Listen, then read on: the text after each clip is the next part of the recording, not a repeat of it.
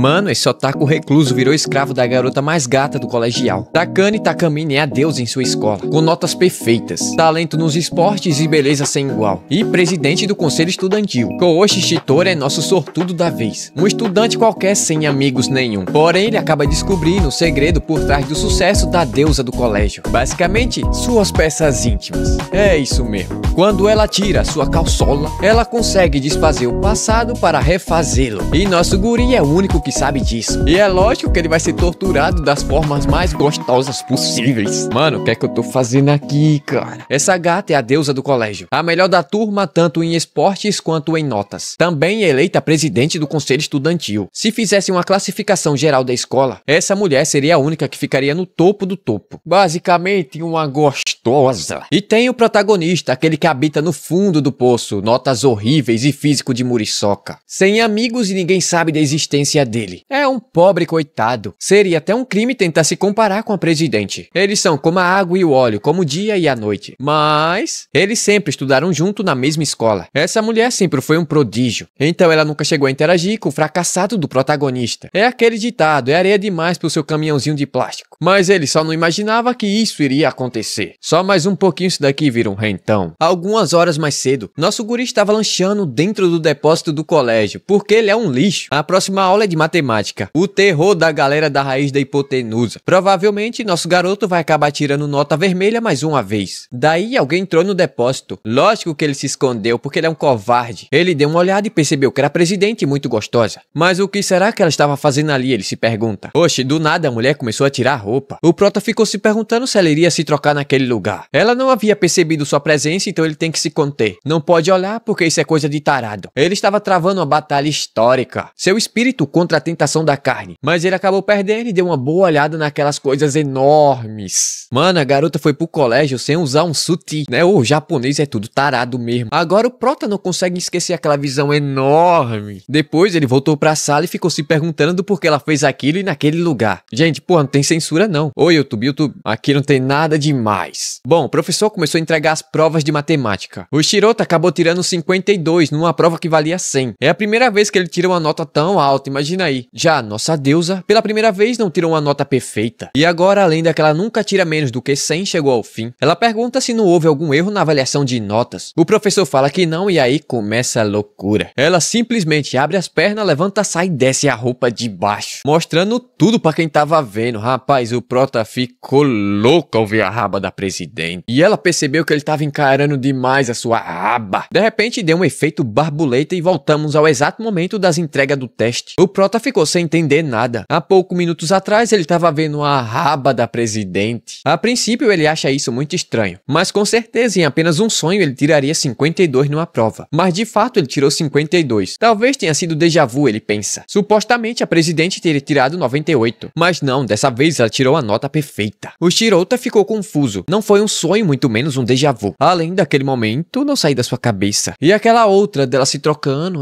foi muito estranho, ele pensa. Daí ele decidiu ir diretamente perguntar à presidente. Entrando na sala, ele se depara com nossa deusa. Ela pergunta se pode ajudar nosso prota com algo. Nosso guri vai direto ao ponto. Ele fala que havia visto sua prova de matemática. E com certeza ela tinha tirado 98. A mulher logo mudou de expressão. E perguntou se ele havia dito isso pra mais alguém. Lógico que ele fala que não. Aí ela começa a andar shade demais. Nosso guri morrendo de medo. A questão aqui não é a prova, ela fala. Afinal, ele viu os melões gigantes da presidente lá no depósito. Mas ela fala que tá tudo bem. Atacar ele não vai fazer diferença alguma. Ela fala que eles irão ter uma conversa construtiva. O Shirota fica se perguntando que história é essa de conversa construtiva. Ela oferece um copo de água mineral. O Shirota pega morrendo de medo de ser expulso. Mas com a tremedeira que ele tava, acabou deixando o copo cair. Ela fala que não precisa ficar tão nervoso assim. E começa a desabotoar sua camiseta. Afinal, essa é sua chance perfeita. O prota pergunta o que ela tá tentando fazer e acaba ativando o efeito borboleta. Voltando no tempo, ela pergunta se nosso guri havia percebido. Agora ela tava totalmente encharcada. O prota pergunta o que diabos havia acontecido. E ela fala que foi o próprio Shirota que havia molhado ela. Ela simplesmente manda que ele comece a secar ela. Cara, o que é isso, cara? Que vergonha. O que eu tô fazendo? Senão ela vai acabar pegando resfriado tanto no pulmão quanto, né?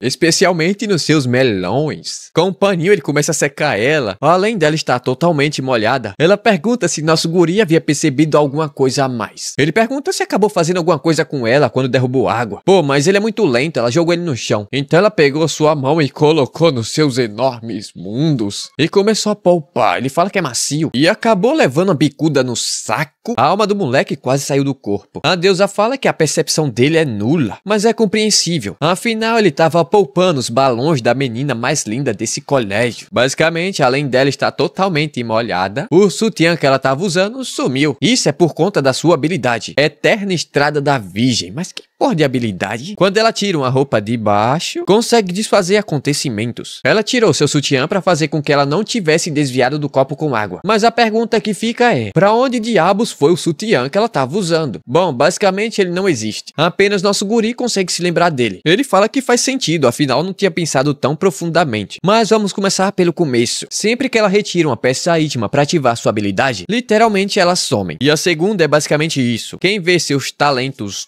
enormes, mantém a memória das coisas que aconteceram. Mas isso só leva a mais uma pergunta. Do porquê diabos ela tem essa habilidade? Essa louca fala que é porque ela é a única digna de ser a número 1. Isso porque nas notas e no esportes ela é a melhor no colégio. Além de ser a presidente do conselho estudantil. Mas é claro que para isso ela tá sempre trabalhando duro. Todavia, mesmo com muito esforço e talento, é inevitável cometer pequenos erros. Diferente do nosso guri que tem a vida 95% composta de erros, humilhou moleque. Bom, essa habilidade se manifestou quando ela cometeu um pequeno erro quando estava na 5ª série. No festival daquele ano, ela era a âncora da equipe de revezamento. Ela conseguiu chegar em primeiro lugar, mas depois ela saiu para comer a marmita. Mas a marmita que ela havia comido estava estragada e deu uma dor de barriga das braba. E acabou fazendo ela chegar em segundo lugar na próxima competição. Ela se sentiu tão humilhada que acabou fazendo xixi nas calças na 5ª série. E quando ela retirou, aconteceu o efeito borboleta. Voltou no tempo e conseguiu impedir que ela comesse a marmita, vencendo a corrida em primeiro lugar. Ela fala que essa habilidade se manifestou para que ela possa ser digna de ser a número 1. Prota fala que não entendeu porra nenhuma e que é melhor não se envolver com essa maluca. Daí ela pergunta se o Shirota sabe porque ela havia lhe contado tudo isso. Basicamente, sempre que ela usa uma habilidade, suas roupas somem. Ou seja, ela tem que ficar carregando várias e várias peças na mochila. E corre risco de alguém estar vigiando ela e ver ela, Então ela faz uma proposta pro nosso garoto. Nosso guri deve ser o seu armário. Ele deve carregar suas roupas, segui-la onde quer que ela vá. É lógico que ajuda ela a se trocar a qualquer momento. Mas ele fala que não compensa e vai meter o pé pra casa. Mas antes dele sair, ela se joga no seu braço. E ela fala que deveria ter feito isso muito antes, fazendo ele acariciar os seus melões. Ele pensa que isso vai ser a recompensa dele. Mas essa maluca simplesmente gritou, chamando a atenção de todo o colégio. E em segundos pegaram o nosso guri sem sorte. Chamaram até a polícia, cara. Olha que merda. Essa maluca havia armado tudo só porque ele não quis ser seu armário. Mas daí ele tenta fazer com que ela use sua habilidade e desfaça todo esse mal entendido. Lógico que ela usa isso para subornar nosso guri. E ele acaba aceitando ser o seu armário. Então ela levanta a saia e aí ativa o efeito borboleta. Bom, depois que ela usou seu poder, a maluca ficou sem absolutamente nada por baixo. E o primeiro trabalho do nosso guri é ajudá-la a se vestir. Lógico que ele fez isso de olhos fechados, porque ele é um macho shed. Ela fala que esse é seu lado shed demais. Depois ela pediu para que ele colocasse seu tomara que caia. Aí terminou. Rapaz, que anime é esse?